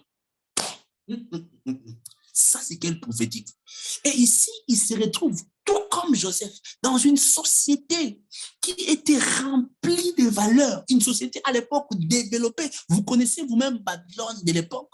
Il y avait tellement de choses. Il y avait la mythologie, il y avait la science, il y avait l'architecture, il y avait tout ce que vous connaissez. Et hormis cela, le roi avait ses magiciens et ses astrologues. Je ne parle pas des l'astronomie, parce que vous savez, l'astrologie et autre chose. L'astrologie, l'astronomie, c'est deux choses différentes. L'astronomie, c'est autre chose, mais l'astrologie, les astrologues, ce sont des personnes qui devraient rentrer en contact avec le monde spirituel afin de lire les choses, d'interpréter les faits spirituels avec des interventions spirituelles. Ces gens faisaient recours aux divinités, aux esprits maléfiques. C'est pourquoi vous constatez les trois marches. On dit qu'ils venaient de quoi? Des Chaldées, des Médo-Perses et de Babylone. C'était de ces contrées-là, de ces coins-là. C'est là qu'ils venaient. C'était des hommes qui maîtrisaient la spiritualité. Regardez même les enfants d'Israël ont été incapables de détecter l'étoile du Christ. Mais eux, ils ont vu cela. Mais si on rentre dans les passés, à l'époque là où ils vivaient vraiment leur spiritualité, où leur spiritualité était au sommet, Daniel les a bouffés. Et ils ont même dit qu'il y a un homme qui a l'esprit supérieur. Il a des lumières de Dieu. C'est-à-dire, ils ont qualifié son savoir, sa connaissance similaire à des lumières de Dieu. Et ils vont même aller plus loin. Il explique les choses difficiles. Il est perspicace. Les énigmes compliquées. Il apporte les éclaircissements. Il s'est retrouvé dans une société bizarre. Et toi, quand tu vois sorcier, où je n'ai pas travaillé avec ce type-là, c'est un magicien, c'est un sorcier. Parce qu'il va me... Quel type de chrétien nous sommes? Daniel, Joseph ont travaillé avec les sorciers de l'époque. Même pas les sorciers, avec les francs-maçons de l'époque. Parce que, vous savez, dans l'hierarchie de Satan, il y a les grades. Satan, les anges déchus, les démons, les sorciers. Dans les sorciers, il y en a plusieurs catégories. Les Illuminati, les francs-maçons, magie blanche, magie noire. Après, vous descendez aux petits sorciers de nos familles. Mais là, toi seulement, tu es au niveau des sorciers, de nos familles là. Tu fouilles. Je ne vais pas aller dans la réunion là parce que tante Régine est là. Maintenant, les jours où tu vas monter au niveau des francs-maçons, Daniel, lui, il n'a pas seulement mangé les francs-maçons, mais il a aussi dominé leur divinité. Écoutez, c'est comme si plus les temps avancent, plus notre niveau de prophétique descend. Or, nous sommes dans les temps du Saint-Esprit, dans les temps de la grâce. Il a activé pour nous une dose plus grande que nos patriarches. Mais eux qui n'étaient pas dans les temps de la grâce ont vécu une portion plus puissante que la nôtre. Pourquoi? Parce qu'ils ont cru à une dimension plus grave. Alors, nous sommes dans les futilités. Nous rêvons des futilités. Nous rêvons des dimensions qui ne peuvent rien apporter à la société actuelle. Alors que si nous voulons impacter la société, nous devons rêver plus grand. C'est pourquoi même nos pasteurs d'aujourd'hui rêvent que quoi? Garder son église, ses 200 membres, il s'en fout de la foi en général. C'est pourquoi quand ces brebis vont dans une autre église, ne partez pas là-bas. On a une vision différente. Même ceux qui sont censés être des bergers se sont perdus. Ils ont une vision biaisée de la foi, une vision biaisée même du prophétique. Chacun garde un travail pour son compte. On ne travaille plus pour impacter, à ramener le réveil d'une manière globale. Est-ce que je me fais comprendre? Est-ce que je suis en train de bénir la vie de quelqu'un?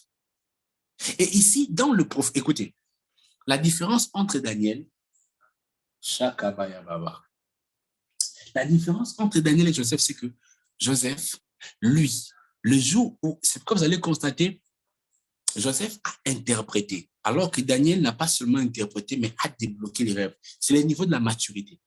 Daniel avait une maturité déjà plus élevé quand il était arrivé dans ces pays-là.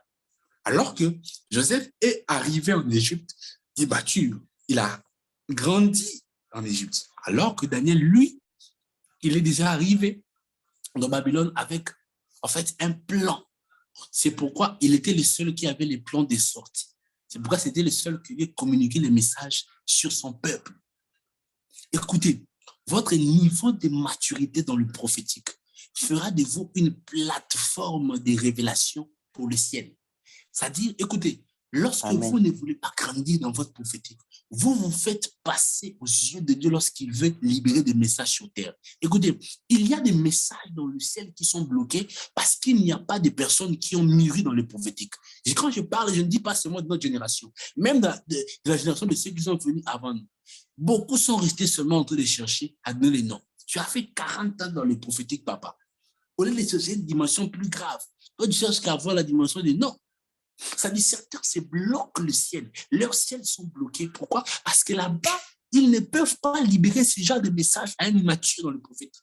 Parce que lui, là, il veut d'abord donner les noms. Il ne veut pas rentrer dans le palais royal. Il ne veut pas parler au roi. Il ne veut pas parler aux hommes politiques. Il ne veut pas parler à la terre. Écoutez, certains confondent une chose entre les prophètes ou les hommes de Dieu mendiants, le prophète mendiant, et entre les porteurs de messages.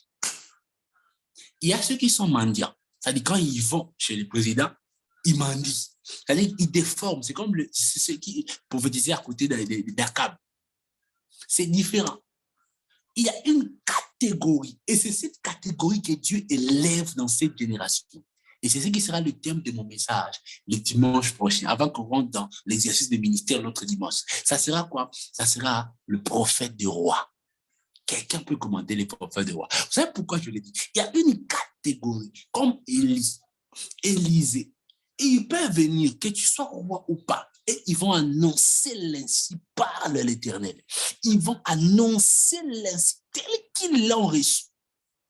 Je vais clôturer par ce texte. Quelqu'un va lire ce... Écoutez, lisez-nous ces textes-là. Prenez... Est-ce que quelqu'un là? 2 Samuel 12, 1 à 5. Dernier texte. 2 Samuel 12, 1 à 5. Radashadabas. 2 Samuel 12, 1 à 5. Falekom tekas. Faishetekas. Mani yadala sorada. Kayin de deva kumprada. Kaluke de gaste jaman shadava. Monsa keteke. Monsa keteke. Monsa keteke. Je répète, 1 Samuel 22, 1 à 5. Est-ce que vous êtes là? Oh là là là là là là. 1 Samuel 22, 1 à 5. Colombe, ma fille, elle vient quand elle lit, hein, elle lit avec une certaine classe. 1 Samuel Jean-Aubin. 22, Versets 1 à 5. Il nous dit, David partit de là et se sauva dans la caverne d'Adullam. Ses frères et toute la maison de son père l'apprirent et ils descendirent vers lui. Tous ceux qui se trouvaient dans la détresse, qui avaient des créanciers ou qui étaient mécontents se rassemblèrent auprès de lui et il devint leur chef. Ainsi se joignirent à lui environ 400 hommes. De là, David s'en alla à Mitzpé, dans le pays de Moab.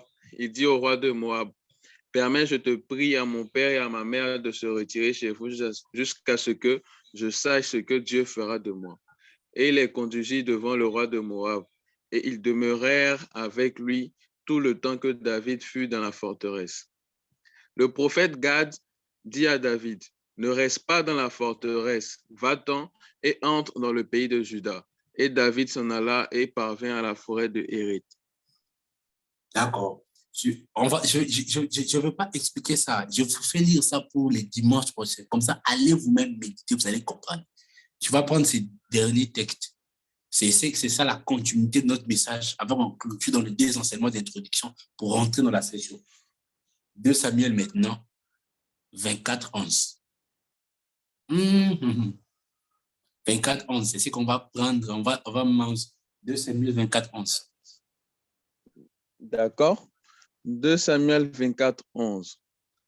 Le lendemain, quand David se leva, la parole de l'Éternel fut ainsi adressée à Gad, le prophète, le voyant de David. Répète juste la dernière phrase. Annoncé. Adressé à Gad, le prophète, le voyant de David. Annoncé à Gad qui? Le voyant de David. Ici, on a... Est-ce que quelqu'un est en train de comprendre là où le message suivra le dimanche prochain? Avance, on comprend déjà, mais avance. Alors que je préparais, l'Esprit éternel me dit, la phase où nous sommes, c'est la phase où les rois, les nabis, toutes les catégories vont se réunir pour opérer dans la sphère royale, c'est-à-dire rentrer dans la société. C'est là qu'on parle de prophètes de roi. C'est-à-dire, eux, nous allons en fait une dimension plus élevée. Quand on parle de prophètes de roi, on voit Samuel, on voit Nathan, on voit Élisée. Ce sont toutes, les gens parlent que de Samuel, Nathan, Gad. Or, tous ceux qui ont servi pour installer les systèmes de Dieu à l'époque, c'était des prophètes de roi. Au-delà, il y a certains qui avaient plusieurs sphères. Il y en a d'autres qui n'avaient que comme sphère d'opération la royauté. À l'occurrence de Nathan, Samuel, et Samuel, c'était quand même plus large, et Gad. Alors que Élisée et les autres, ils opéraient dans toutes les sphères, y compris la royauté.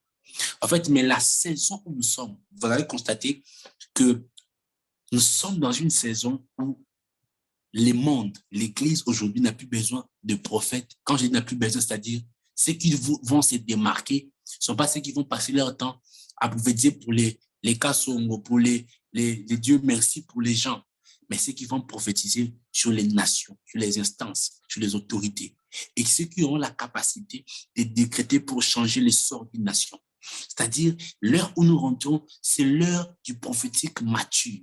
Le prophétique doit mûrir, atteindre le niveau de créer les guerres, de provoquer les combats, de mettre fin aux guerres, d'apporter les différentes dimensions, c'est-à-dire, peu importe ton appel, que tu sois peut-être médecin, que tu sois pharmacien, que tu arrives par le prophétique à découvrir en fait une formule d'un médicament qui n'a jamais existé, exemple le sida. Par ton prophétique, que tu arrives à apporter des innovations dans la science qui n'ont jamais été à révéler. C'est-à-dire, c'est une dimension où la sphère d'opération sera la société. Maintenant, dans la société, il y a plusieurs dimensions. Maintenant, quand on parle des prophètes de rois, il faut savoir qu'à l'époque, là, la royauté était l'instance qui gérait tous les secteurs de la société. Mais dans le roi ou dans le prophète de roi, il y a ceux qui sont appelés à dominer ou à opérer sur d'un secteur particulier de la royauté. Et c'est là qu'on parle maintenant de l'onction royale. Et vous allez constater une chose, c'est que Samuel était allé oindre David dans la bergerie. Et certains, en fait, quand il est dans la bergerie, David venait de la bergerie, il a été localisé, en fait, parce que Samuel l'avait réclamé. Est-ce qu'il y a encore un enfant? C'est là qu'on va lui présenter celui qui prenait soin des animaux. En fait, là, il a pris soin de oindre quelqu'un qui avait comme rôle de pouvoir changer le système spirituel d'une nation. C'est pourquoi vous allez constater durant la royauté de David, Dieu s'est servi de 3 types de prophètes de roi. Il y a Gad, il y a Nathan et il y a qui? Il y a Samuel. En fait, le dimanche prochain, nous allons expliquer les 3 types de prophètes de roi. Mais à part les 3 types de prophètes de roi, il y a d'autres types. C'est là qu'on va aussi parler d'Élisée et les autres. Et c'est pour dire que pourquoi on touche cette dimension? Pourquoi on est en train de parler de ces types? Pourquoi on parle d'eux? Pour une simple raison, c'est que la saison où nous rentrons, c'est une saison où ce n'est plus le temps de pleurnicher derrière les grâces, derrière le don, je ne sais pas. Non, vous allez vivre ça. Durant l'exercice des ministères, ça sera naturel. Vous allez entendre.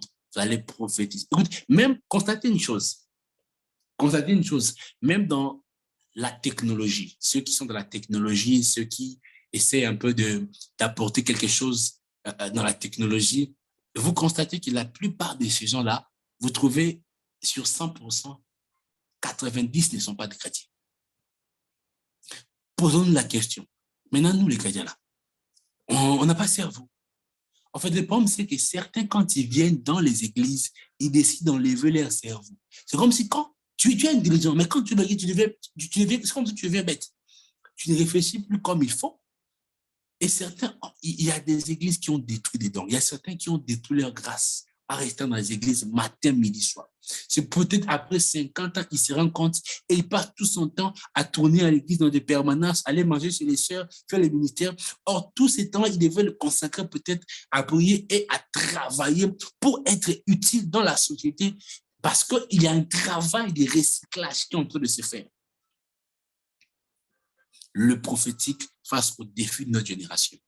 Maintenant, ce prophétique que vous connaissez, le prophétique qui n'est rien d'autre que l'ensemble des canaux, comme je vous l'ai expliqué, l'ensemble des canaux transmetteurs qui nous permet d'être en contact avec le monde invisible. En d'autres termes, le prophétique est le langage du monde invisible.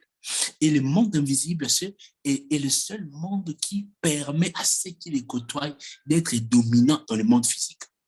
Et ce qui veut dire que lorsque tu maîtrises le prophétique, il est inconcevable que tu restes indominé dans le monde physique. Tu dois être dominant, pas dominé. Pourquoi? Parce que l'accès à cette connaissance te donne en fait la capacité de régner et de dominer sur ce monde. Est-ce que quelqu'un comprend ce que je dis? Est-ce que quelqu'un a été béni ce soir? Est-ce que quelqu'un a été béni ce soir? Pendant que je suis en train de parler, l'enseignement va continuer de mettre sur les types des prophètes rois. Les types des prophètes rois. Va continuer les dimanches prochains. Mais avant de continuer les dimanches prochains, je sens une très forte onction pour délibérer, une onction particulière pour les personnes qui sont appelées, qui ont conçu des projets de travail, des projets d'entreprise pour cette année 2022 et 2023.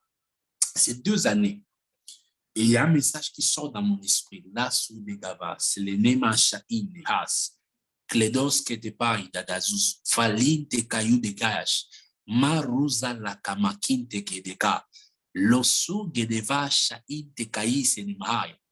Écoutez, j'aimerais, avant de continuer, vous dire que vous savez, il y a une chose que vous ne savez pas, c'est que les prophètes de roi ou ceux qui sont appelés à opérer dans la société, ils suscitent des systèmes divins, des systèmes spirituels.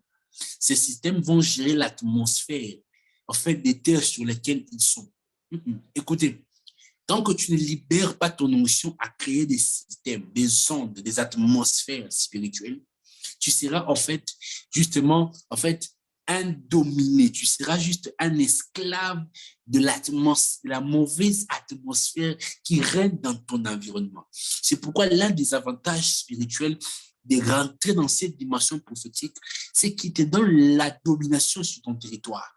Mais si tu laisses ton prophétique seulement à vivre cette petite dimension, tu seras un esclave. C'est pourquoi cette session, on va élever un nouveau peuple. On va bâtir un peuple qui aura la capacité de créer des rois dans la société. Écoutez, vous serez des faiseurs de rois.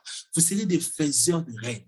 Des personnes qui, dans la société, auront un rôle quoi?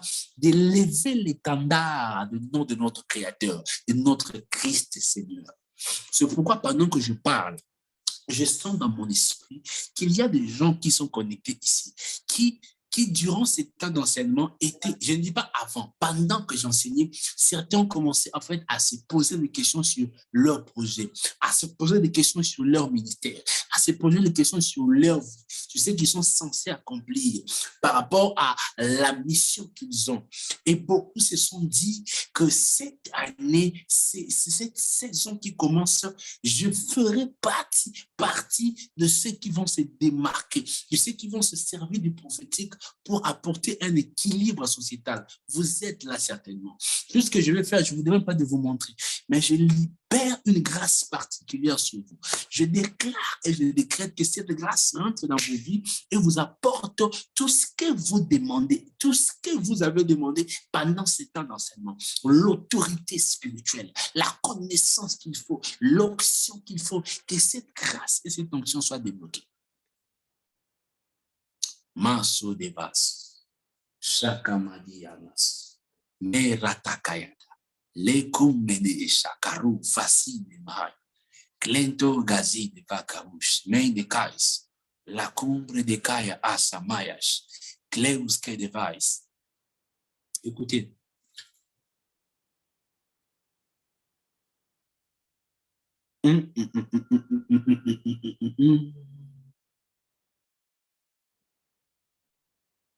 Je suis en train de voir dans mon esprit, je ne sais pas,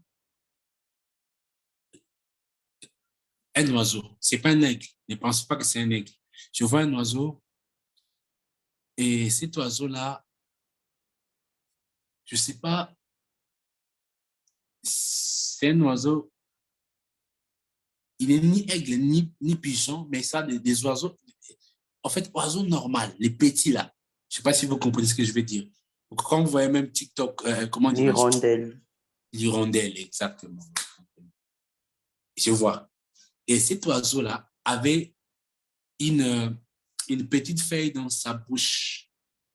Mais cette feuille-là, cette feuille avait du sang collé avec la feuille. Et c'est durant tout ce temps que je parlais, je voyais cette vision. Quand j'ai fini, quand j'ai décrété quelques paroles à la fin, j'ai revu l'image. Quelqu'un va se dire, qu'est-ce que cela veut dire? Vous devez savoir que dans le monde spirituel, les oiseaux sont des messagers. Est-ce que quelqu'un est en train de comprendre? Les oiseaux sont des messagers. C'est pourquoi vous allez comprendre, l'oiseau le plus puissant est utilisé pour symboliser la plus grande dimension du prophétique, c'est l'aigle. Parce que c'est l'oiseau le plus puissant.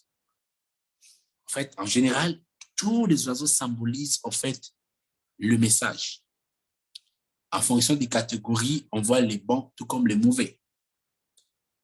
Mais cette feuille remplie du sang est en train de symboliser en fait un message des morts.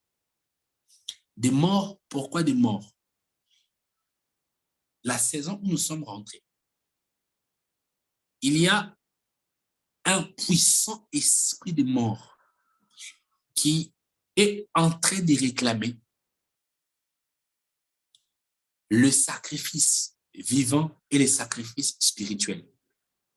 Quand je parle de sacrifice vivant, je fais allusion en fait à une catégorie de personnes qui ont pour rôle d'apporter le réveil dans la nation.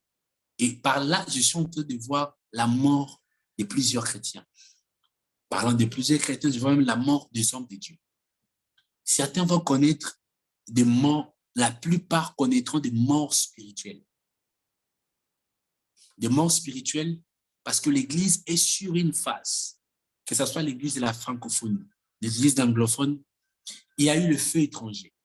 Ce feu étranger est rentré dans le corps du Christ et a apporté un esprit de mort. Ce feu étranger est rentré comment? Par la soif que certains hommes de Dieu ou certains avaient de pouvoir manifester l'impact sociétal. Beaucoup sont rentrés dans des pactes qui ne glorifient pas Dieu. D'autres sont rentrés dans des pratiques qui ne sont pas bonnes. Du coup, ils se sont mis à la merci de Satan. Et vous savez, chaque mauvaise atmosphère qui rentre dans l'Église ramène un esprit.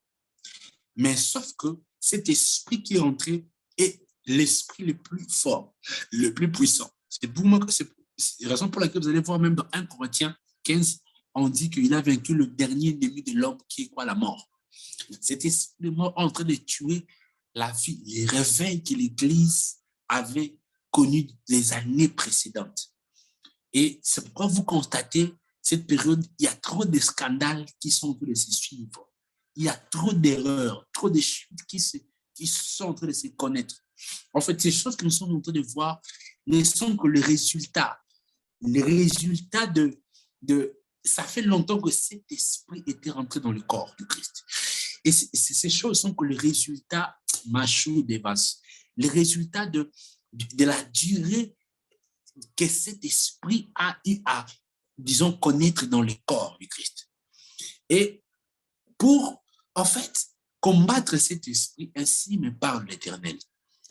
Il y a quelque chose que Dieu est en train de faire.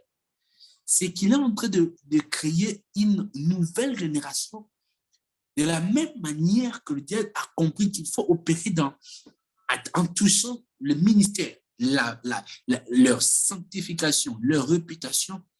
Il y a une nouvelle génération que Dieu a créée. Et vous allez constater, il y aura plus de générations. Écoutez-moi bien. Il y aura plus, la nouvelle génération qui monte pour servir Dieu. Il y aura plus de ministres qui vont servir en couple. Je répète, il y aura plus de jeunes ministres qui vont servir en couple, c'est-à-dire les couples des hommes. C'est-à-dire couple, un homme de Dieu et sa femme. Un homme de Dieu et sa femme.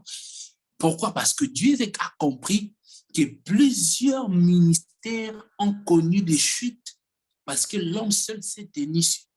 En fait, le diable est passé par le fait que l'homme seul est tenu sur le sacerdoce. C'est pourquoi vous allez constater que la plupart des hommes de Dieu qui sont touchés sont les seuls à être sur les sacerdoces. Et dans le monde spirituel, il y a une nouvelle génération qui est en train de monter. Nous allons voir des jeunes serviteurs servir avec leurs femmes et aussi dans le service. Il y aura une force qui sera créée. Pourquoi? Parce que le langage qui sera utilisé actuellement dans le monde spirituel, ça sera le langage des familles. Et ainsi, dans la deuxième vision que je vois, ce n'est pas un oiseau qui apporte une feuille remplie de sang. La deuxième vision que je suis en train de voir, je suis en train de voir un bébé, un enfant. Cet enfant avait 3 couleurs. Cet enfant était, je dirais, blanc. Il y avait un côté noir. Il y avait un autre côté comme si c'était le mélange de plusieurs couleurs. Donc, vous devez savoir que l'enfant symbolise une régénération, une renaissance. Il est en train de m'expliquer les 3 types de réveils qui vont se passer. Vous avez constaté que durant les années précédentes, l'onction du réveil prophétique avait beaucoup plus prôné qu'en Afrique. Et jusqu'au point où nous avons commencé à dire que les Blancs ne sont pas charismatiques, les Blancs ne sont pas prophétiques. Et alors que c'est eux-mêmes qui étaient les premiers à expérimenter cette dimension de la puissance. Et c'est qu'on est en train de connaître que durant cette régénération, Dieu est en train de créer un métissage dans la génération. Il y aura des jeunes américains, des jeunes français, canadiens, je parle des Canadiens purs de souche, qui vont se relever pour servir Dieu. Il y aura des connexions de la nouvelle génération. Parce qu'il y a une nouvelle génération qui monte, qui travaillera pour chasser toute atmosphère qui ne glorifie pas Dieu. C'est pourquoi Et vous allez comprendre que il y aura une nouvelle définition du sacerdoce. La phase où nous rentrons, c'est la phase, en fait, du réveil royal. Et c'est ce qui est en train de se passer actuellement. Et pendant que je suis en train de prier, il y a actuellement un frère qui est connecté ici. Je ne veux même pas connaître ton nom parce que je ne veux pas. Je ne veux pas. Non, parce que je ne veux pas. Tu es connecté, tu te poses des questions sur ta relation avec la sœur. C'est-à-dire, est-ce que c'est elle? Parce qu'il y a eu certaines choses qui ont créé une confusion dans ta tête concernant certains messages. Mais quand tu regardes, tu vois que oui, elle t'apportera quelque chose. Ainsi me parle l'Esprit de Dieu. Ce que tu sens dans ton cœur est exactement ce que Dieu veut faire. C'est-à-dire, Dieu me dit que tu feras marche avec elle. Parce qu'il y a une mission que tu es censé accomplir c'est-à-dire qui doit s'accomplir impérativement à côté de cette personne. C'est pourquoi je suis en train je profite par cette occasion libérer également une très forte onction dans le domaine des choix actuellement. Pourquoi je le dis? Parce que ce travail qui est en train de se faire actuellement demandera en fait cette onction à être effective. Et la deuxième des choses pour compléter ce message, là je suis en train de parler, je donne un message qui touche les générations. Je ne suis pas en train de parler sur les vies des gens. Là je suis en train de parler sur quelque chose qui va se passer dans les temps et qui a déjà commencé à se passer. La deuxième des choses, Dieu il va établir, il va élever dans ces générations de pères et de mères qui vont jouer des rôles de conducteurs dans le domaine du mariage, dans la vie de plusieurs jeunes ministères. Et à ce temps où nous sommes, il est en train de s'établir ces personnes-là qui seront de véritables modèles dans ce domaine afin de créer quelque chose. Et au moment où je parle de ça, j'ai entendu comme la mort. J'ai entendu comme la mort. Il y aura une perte. Je répète bien, une perte en Afrique. Une grosse tête va tomber cette année même. Cette année même. Une grosse tête va tomber. Et au moment où je parle d'une grosse tête, en même moment que je parle de cette génération qui est en train de monter et de la chute d'une grosse tête, je suis en train de voir une nouvelle secte des mystiques qui est en train de venir s'installer en Afrique. Cette secte a déjà réussi à s'installer au Nigeria et au Ghana. Et je suis en train de voir cette secte venir s'installer en Afrique, dans le pays francophone. Cette secte-là, c'est une secte qui va travailler sur la vie des jeunes sœurs. Écoutez-moi, sur la vie des jeunes sœurs. Beaucoup de jeunes sœurs vont rentrer dans ce secte-là, qui vont leur permettre d'avoir une certaine vie. C'est-à-dire, ça sera une secte qui sera seulement réservée aux filles. C'est-à-dire, les hommes n'auront pas accès à cela. Et cette secte sera une véritable porte pour la destruction de la vie des jeunes serviteurs. Écoutez, ce message est très primordial parce que vous allez constater vous-même, les jours à venir, vous allez le voir. Il y aura des nouvelles sur certaines qui vont commencer à adhérer dans certains trucs. Ils vont commencer à collaborer même avec certains hommes et certains vont commencer à rentrer dans des pratiques bizarres. Et je vous dis actuellement, il y a des lois mystiques, il y a des projets, des plans sataniques en train de se concevoir pour détruire encore cette génération. Parce que, alors que je suis en train de parler, le Seigneur me dit, cette génération est restée l'option que Dieu ait choisie pour apporter ou redorer l'image de cette église. Et c'est pourquoi j'aimerais annoncer une parole à une personne actuellement que cette session est venue pour te bâtir. Cette session est venue pour faire de toi un vaillant ou une vaillante qui va faire partie de ce réveil. In the Jesus name. Au nom de Jésus. Amen. Est-ce qu'on peut acclamer? Est-ce qu'on peut acclamer? Est-ce qu'on peut acclamer?